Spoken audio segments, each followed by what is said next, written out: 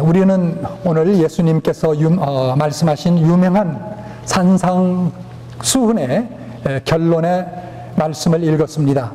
지난 1년에 걸쳐서 마태복음 5장, 6장, 7장을 절절히 읽으면서 예수님의 말씀의 깊은 뜻을 생각하고 함께 은혜를 우리가 나누었습니다. 정말 예수님의 이 교훈의 말씀, 이 진리야말로 우리의 신앙과 생활에 있어서 얼마나 영향을 미치는지 이루다 말할 수 없을 것입니다. 그런데 그 결론으로 주시는 말씀이 무엇입니까? 주의 말씀을 듣고 옳게 생각하며 주여 주여 하면서 그 말씀과는 상관없는 생활을 한다면 사실상 아무런 의미가 없다라는 그런 말씀입니다. 특별히 마지막 부분에서 우리가 잘 아는 집 짓는 자의 그 비유를 가지고 순종하는 자와 순종하지 아니하는 자의 그 차이가 마치 하늘과 땅만큼 크다는 그러한 이야기를 주께서 하셨습니다. 순종하는 사람은 마치 자기의 집을 반석 위에 세워서 짓는 자와 같다. 나중에 절대로 무너지지 아니하는다. 영원히 그 집은 남는다. 그렇게 집을 짓는 자는 참으로 지혜로운 사람이다 라는 말씀이죠. 반면에 말씀을 듣지만 순종하지 아니하는 자는 무너질 줄 뻔히 알면서도 모래바닥 위에다가 집을 짓노라고 땀을 흘리며 온갖 돈을 다 쏟아붓는 그런 어리석은 사람과 같다. 말씀을 듣고 순종하지 않는 사람은 바로 이런 사람이다 라고 순종하라고 주께서 단단히 못 박으시면서 우리에게 경고의 말씀으로 주시고 있는 것입니다. 여러분, 지혜로운 사람 또 어리석은 사람, 이 두 사람은 다 말씀을 듣고 집을 짓는 이 비유에서 참된 신자와 거짓된 신자가 분명하게 표현되어 있습니다. 이 두 사람에게서 여러분, 이 두 사람은 주께서 말씀하신 대로 지혜로운 사람과 그 다음에 어리석은 사람은 사실상 뭐 교회에 온 사람과 또 교회에 오지 아니하는 세상에 믿지 않는 사람을 주께서 비유하고 있는 말씀이 아닙니다. 이 말씀은 주께로 나온 사람들, 오늘날로 치면은 교회에 들어온 사람들을 향하여 주께서 말씀하시는 그러한 말씀의 의미입니다. 그런데 이런 두 그룹을 놓고 주께서 말씀을 하셨는데 여기에는 유사점이 있는 반면에 차이점도 분명하게 있다라는 것입니다. 먼저 유사점을 한번 생각해 볼까요? 우선 먼저 집을 짓는 두 사람 다 복음의 말씀을 듣습니다. 좀 전에 말씀드린 대로 주께로 나왔습니다. 교회로 나왔습니다. 그래서 복음의 말씀을 듣습니다. 지혜로운 사람이나 어리석은 사람이나 동일하게 말씀을 듣고서 그리고 두 사람 다 구원의 길을 알고 있다라는 말씀입니다. 어떻게 해야 천국에 갈 수 있는지를 알아서 들어서 알고 있는 그러한 사람들이다라는 것입니다. 둘째로 이 두 사람은 구원의 길을 들은 후에 집을 지으러 갔습니다. 지혜로운 사람은 그의 인생을 의미하는 집을 예수님의 말씀에 순종에다가 집을 두었습니다. 어리석은 사람은 예수님의 말씀을 따라 행하지는 않았지만 단순히 그가 주님의 말씀을 들었고 인정했기 때문에 그의 집이 견고하리라고 생각하면서 집을 지었습니다. 단순히 그가 주님의 말씀을 들었고 인정했기 때문에 그의 집이 견고하리라 그렇게 믿었다라는 것입니다. 그가 지은 집이 무너지리라고 생각하고 의도적으로 짓지 않았습니다. 두 사람 다 그들이 지은 집이 견고하리라고 확신했습니다. 그러나 한 사람은 예수님과 그의 말씀의 순종에다가 집을 지었는 반면에 한 사람은 자기의 생각에다 집을 지었습니다. 자기의 생각에다가, 자기의 판단에다가 집을 지었습니다. 자, 셋째는 이 두 사람 다 같은 폭풍과 몰아치는 동일한 지역에다 집을 지었습니다. 오늘 말씀에 보면 이제 집을 짓고 나서 그렇죠? 집을 짓고 나서 보면 비가 내리고 창수가 나고 바람이 불어 그 집에 부딪히며 집에 부딪히되 똑같이 이야기합니다. 똑같이. 지혜로운 사람에게 지은 집에게도 똑같은 그러한 역환경이 일어나고, 어리석은 사람이 모래 위에다 지은 그러한 집에게도 똑같은 악조건의 환경이 일어납니다. 동일한 지역에 집을 지었다는 것을 보게 됩니다. 다른 말로 표현한다면 그들의 인생의 외적인 환경은 본질적으로 같았다라는 것입니다. 한 사람이 다른 사람보다 더 나은 것이 사실상 없었습니다.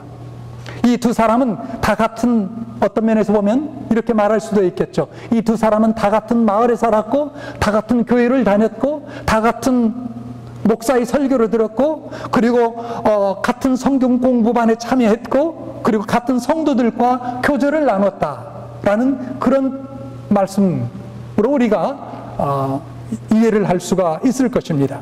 자, 또한 넷째로 동일한 점은 그들은 동일한 종류의 집을 지었다라는 것입니다.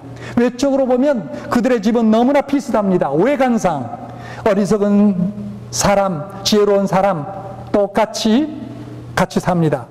두 사람 다 의견상 보면 신앙인이라고 할 수도 있고, 그리고 정통 기독교인이라고 볼 수도 있고, 거기서 똑같이 봉사하고 헌금하고, 그리고 책임 있는 그런 시민이라고 할 수 있습니다.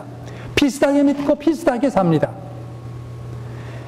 그런데 이런 비슷한 점이 있지만, 외관상 보면 구별이 안 될 수 있지만 차이점이 있다는 것입니다. 그 차이점이 무엇입니까? 그 차이점은 외관상 나타나지 않다는 것입니다. 왜? 감춰져 있기 때문에. 어디에 감춰져 있습니까? 땅 속에. 땅 속에 기초로 감춰져 있기 때문에 모른다는 것입니다. 쉽게 발견되지 않는다는 것입니다. 그래서 한 사람은 그 기초를 반석 위에다 놓은 것이요, 다른 사람은 그 기초를 바로 모래바닥에다 만들었다는 것입니다. 그렇다면 여러분, 여기서 반석이란 무엇입니까? 반석이란, 많은 주석들을 제가 보니까요, 그냥 예수님 혹은 또 예수님의 말씀 이렇게 그냥 표현했더라고요. 그런데 엄밀히 보면 그렇지는 않습니다. 물론 예수님의 말씀이겠지만 더 깊게 이 본문을 우리가 컨텍스트상에서 본다면 예수님의 말씀에 대한 순종입니다. 그저 예수님 말씀이 아닙니다. 왜냐하면 어리석은 사람이나 지혜로운 사람은 동일하게 예수님께 나왔고 동일하게 예수님의 말씀을 들었기 때문입니다. 그러나 그 차이는 뭐였습니까? 순종이죠. 순종이었습니다. 모래는 무엇입니까? 예수님의 말씀을 듣고도 순종하지 않는 그런 행위의 삶을 뜻하는 것입니다. 하나밖에 없었다는 것입니다. 차이점이. 자, 그렇다면 예수 그리스도는 누구며 또 어떤 말씀을 하셨고 우리에게 이렇게 엄중한 말씀을 하시고 있느냐라는 그런 질문입니다. 여러분, 우리 모두가 믿고 고백하는 바와 같이 예수님은 하나님의 아들이십니다. 하나님이십니다. 그분은 최고의 권세를 가지신 분입니다. 만유에 주시고 만왕의 왕이십니다. 그분의 입에서 나오는 말씀은 바로 하나님의 계시의 말씀입니다.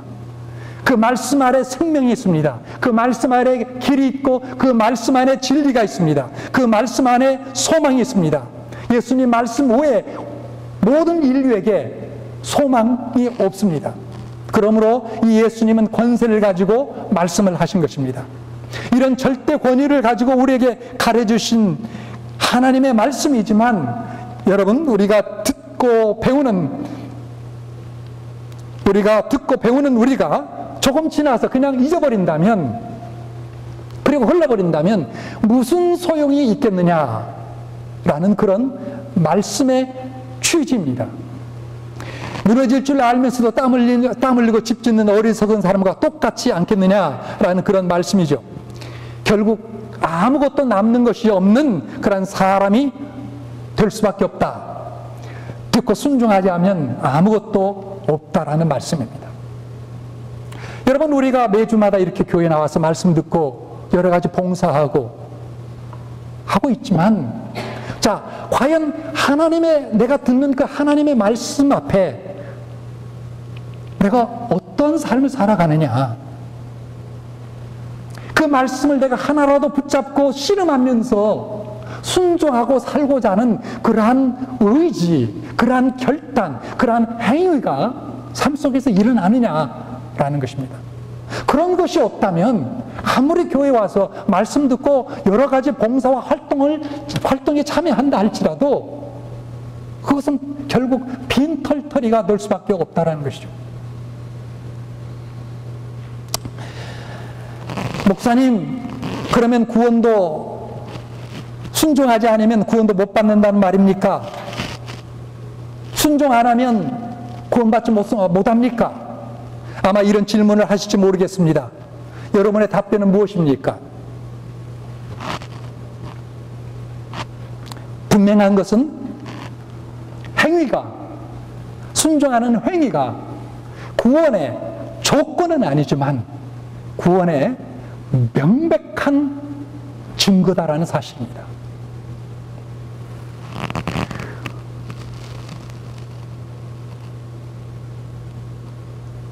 그러므로 여러분, 예수를 믿는다고 하지만 순종하는데 관심이 없습니까? 솔직히 말하자면 구원과는 상관없는 상태에 있을 수 있습니다. 우리가 이 점을 꼭 명심해야 될 줄로 압니다.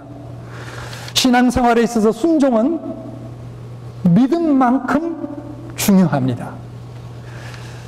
그럼에도 불구하고 많은 사람들이 이 사실을 모르고 있는 것 같습니다. 교회를 오래 다녔어도 불구하고 이 사실에 대해서 명백한 지식을 갖지 못하고 혼란을 겪는 분이 혹 있지 않나 싶습니다. 얼마 전에 어떤 분이 이렇게 이야기했습니다. 저에게 이야기했습니다. 목사님, 성경에 보니 누구든지 믿고 예수 그리스도를 영접하면 구원을 받는다고 말씀하셨는데 또 다른 성경의 어떤 구절을 보면 주여 주여 하는 자마다 천국에 들어가지 못하고 아버지의 뜻대로 행하는 자라야 들어간다고 했는데 왜 그렇게 성경에 일관성이 없어 보입니까? 여러분, 그렇습니까? 성경에 대한 지식이 약하고 교리적으로 기초가 잘 안 닦여 있으면 이러한 약간의 혼란을 겪을 수도 있습니다. 이것은 반드시 시정돼야 되고 그리고 해결돼야 되는 그런 문제라고 봅니다. 여러분, 우리는 믿음과 순종의 관계를 좀 더 철저하게 깊이 이해해야 될 필요가 있다고 믿습니다. 믿음과 순종, 이것은 나무로 치면 이것은 나무와 열매와의 관계와 같다라고 말할 수 있습니다. 좋은 나무는 좋은 열매를 맺게 되어 있습니다. 이것은 자연의 이치이면서 법칙입니다. 나쁜 나무는 좋은 열매를 결코 맺을 수 없습니다. 나쁜 열매밖에 맺을 수 없습니다. 우리의 신앙도 그렇습니다. 영적으로도 동일한 이치입니다. 참 믿음은 반드시 순종이라는 아름다운 열매를 맺게 되어 있습니다. 나쁜 열매는 불순종이라는 나쁜 열매를 맺게 되어 있습니다. 이것은 영적인 불변의 법칙입니다. 우리가 봄에 과수원에 가서 사과나무의 잎이 푸르는 것을 보면서 볼 때, 혹은 또 사과나무에서 꽃이 피어오르는 것을 보면서 야, 이 사과나무가 참 좋은 사과나무구나 말할 수 있습니까? 말할 수 없습니다. 기다려야 됩니다. 언제까지요? 가을에 대해서 그 사과나무에 사과의 열매가 맺히고 하나를 따서 내가 먹어보기까지는 그 나무가 좋은 나무인지 좋은 사과나무인지 아니면 좋지 않은 사과나무인지 우리는 전혀 알 수가 없다는 것입니다. 열매를 통해서 그 나무를 아는 것이 그의 이치라는 것이죠. 우리의 신앙도 그렇습니다. 내가 믿음이 있다고 하는데 순종하는 것이 없다면 내 믿음을 어떻게 평가합니까? 없다라는 평가를 줄 수 없다라는 것이죠. 여러분, 믿음이란 영적이면서 내면적인 것입니다. 그러므로 겉으로 봐서는 우리가 결코 알 수 없습니다. 이 사람의 믿음이 참 믿음인지 거짓 믿음인지 얼른 분간이 안 됩니다. 그러므로 그 사람의 믿음을 평가하려면 얼마나 말씀대로 순종하는 삶을 사느냐를 우리가 보아야 된다는 것입니다. 순종하는 삶을 보는 것은 실제적이요, 그리고 외적이기 때문에 판단하기가 어렵지 않습니다. 사는 모습을 보고, 말씀을 가지고 사는 모습을 보고 저 사람의 믿음이 진짜다라고 판단하게 된다는 것입니다. 사랑하는 여러분 순종합니까? 순종하십니까? 그렇다면 여러분의 믿음은 참 믿음일 것입니다. 여러분, 하나님의 말씀을 듣고도 순종함이 없습니까? 그렇다면 여러분의 믿음은 잘못된 믿음이거나 아직 믿음이 있다라고 말할 수가 없을 것입니다. 로마서 16장 26절의 말씀을 같이 한번 읽겠습니다. 시작. 영원하신 하나님의 명을 따라 모든 이방 사람들에게 알려져서 그들이 믿고 순종하게 되었습니다. 표준어 세 번역인데요. 자, 하나님의 명을 따라 모든 이방 사람들에게 뭐가 알려졌습니까? 복음이, 진리의 복음의 말씀이 알려졌습니다. 무엇을 위하여 알려졌습니까? 두 가지입니다. 믿음만 아니라는 것을 보게 됩니다. 뭡니까? 믿음과 순종을 위하여 복음이 전파됐다는 것이죠. 누구에게요? 이방 사람들에게. 바로 우리 여러분과 나 같은 이방 사람들에게 복음이 전해진 것은 믿을 뿐만 아니라 순종함을 위하여 전해졌다라는 그런 말씀입니다. 따라서 여러분, 믿음과 순종은 결코 분리될 수가 없습니다. 결코 분리될 수가 없습니다. 동전의 양면과 같다라는 말씀입니다. 동전이 한 면만 있습니까? 한 면만 있는 것은 그건 가짜 돈입니다. 진짜 돈입니다. 진짜가 아닙니다. 야고보서 2장 14절 말씀을 또 한번 읽어보겠습니다. 시작. 내 형제들아, 만일 사람이 믿음이 있노라 하고 행함이 없으면 무슨 이익이 있으리요? 그 믿음이 능히 자기를 구원하겠느냐?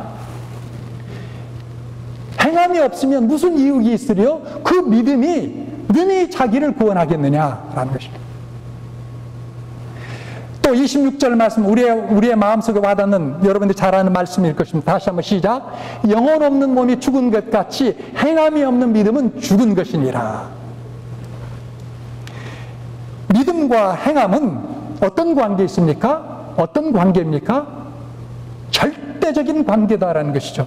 좀 전에 제가 말씀드린 것처럼 한 동전의 양면과 같다는 말씀입니다. 그래서 여러분, 주여 주여 하면서도 우리가 믿음의 말과 믿음의 행실을 하지 못할 것 같으면 이것은 안 된다라는 말씀입니다. 우리가 주여 주여 하면서 예를 들어서 딸이 시집가서 고생하면 얘, 너 그만 살아라. 요새 세상에 뭘 그렇게 힘들게 사니? 아직 젊었을 때 빨리 끊어버리고 새 삶을 살아봐. 젊었을 때 새 좋은 남자도 만날 수 있어. 내가 그것을 위해 기도할게. 그만 그렇게 살아. 여러분, 믿는 사람이 그렇게 말한다면 여러분, 그의 믿음이 진짜 믿음이라고 할 수 있겠습니까? 그런 식으로 생각하고 그런 식으로 행동한다면, 그런 식으로 해서 세상의 어떤 가치관과 세상의 방법을 쫓아간다면 그것이 진짜 믿음이라고 우리가 할 수 있겠느냐라는 그런 말씀입니다. 그러므로 여러분, 순종이 따르지 않는 믿음은 믿음이 아닙니다. 우리는 모두 정말 정신을 바짝 차리고 말씀 앞에서 우리가 살아가야 될 줄로 믿습니다. 우리의 생활 이면에는 믿음과 순종 사이를 이간시키는 그러한 복병이 하나가 있다고 생각이 됩니다. 우리가 성경을 읽고 공부하는 가운데 어떤 지식을 알면, 그리고 그 지식이 이게 이해가 된다, 그렇다라고 하면 내가 믿음이 있는 것으로 그렇게 판단하고 그렇게 알아주는, 그렇게 여겨주는, 나 자신이나 다른 사람을 그렇게 여겨주는 그러한 문화 속에, 교회 문화 속에 우리가 젖어 있다고 생각이 됩니다.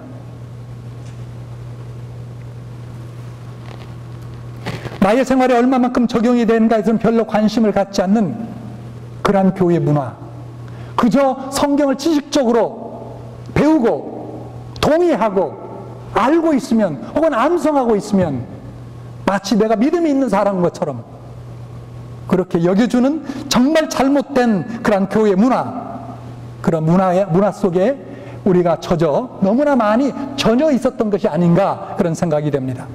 사랑하는 여러분, 말씀을 듣고 배우면서 얻은 진리의 정보는 삶으로 그대로 이어져서 같이 동행돼야 된다고 믿습니다. 그러므로서 믿음에 있어서 순종은 생명과 같은 것입니다. 무언가를 우리가 믿는다면 그것이 사실인 것처럼 우리가 행동해야 될 줄로 믿습니다.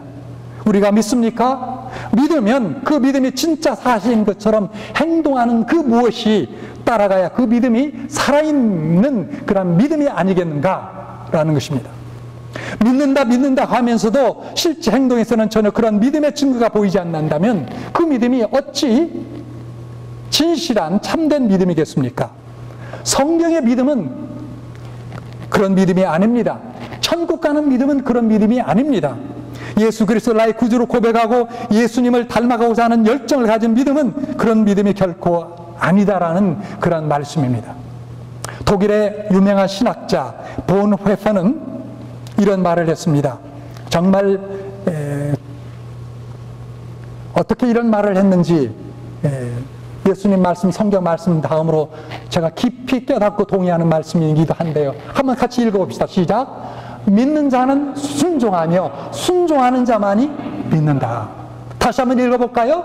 믿는 자는 순종하며 순종하는 자만이 믿는다.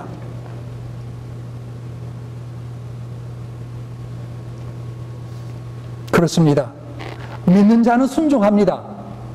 순종하는 자만이 믿는 자라고 우리가 말할 수가 있다는 사실입니다.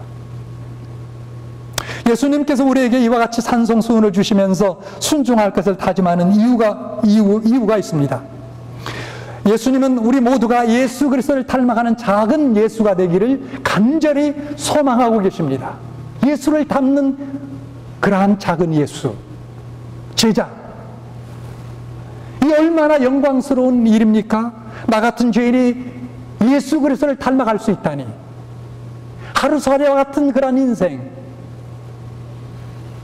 하나님 앞에 원수가 된 그런 존재가 예수님을 닮아서 하나님의 거룩한 아들과 딸의 모습으로 변화될 수 있다는 이러한 놀라운 주님의 부르심, 그러한 하나님께서 인정해 준다니 얼마나 영광스럽고 고귀한 일입니까? 그러나 여러분, 우리가 한 가지를 기억해야 됩니다. 믿음으로만 예수 그리스도를 닮아갈 수 없다는 사실입니다. 반드시 믿음과 순종의 과정을 통해서 우리는 예수 그리스도를 닮아가게 된다는 것입니다.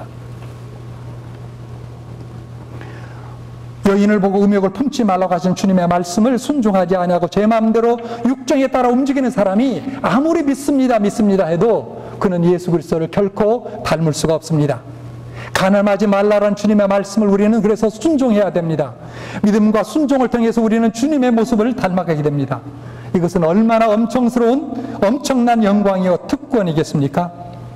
세상 사람들이 보기에는 멍청하고 어리석인 것 같이 보이지만 우리가 믿음과 순종을 통해 주님의 모습을 닮아가는 이 길이야말로 천국 가는 길이요 영원토록 하늘의 별처럼 빛나게 되는 그러한 축복의 길인 줄 믿습니다. 여러분, 이렇게 주님 닮아가기 위하여 믿음뿐만 아니라 순종함을 통해서 예수 그리스도의 제자로 닮아가기를 원하는 사람들에게 하나님께서 주시는 놀라운 은혜가 있는 줄 믿습니다. 왜 우리가 이렇게 신앙생활하면서 마음과 삶이 때로는 황폐해집니까? 왜 침체됩니까? 왜 기쁨이 없습니까? 왜 평화가 없을까요? 기도를 안 해서 그렇습니까? 물론 그 이유도 있을 것입니다. 그러나 기도보다 더 큰 이유가 있습니다. 그것은 바로 순종하지 않기 때문입니다. 순종하는 자에게는 하나님께서 주시는 놀라운 그러한 은혜가 있는 줄로 믿습니다.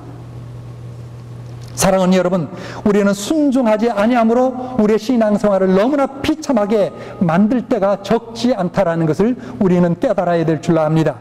우리가 순종하지 않으므로 오히려 우리는 훨씬 더 편안한 그러한 생활을 할 수 있다라고 착각할는지 모르지만, 그러나 사실 그 길은, 순종하지 않는 길은 너무나 험하고 그리고 많은 손해를 보는 삶이라는 것을 우리는 알아야 됩니다.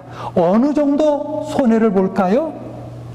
내가 지은 집이 비가 내리고 바람이 불고 창수가 날 때 쓰러져 버려서 아무것도 남지 않는 그와 같은 신앙, 그와 같은 인생이 될 수 있다라는 그런 손해입니다.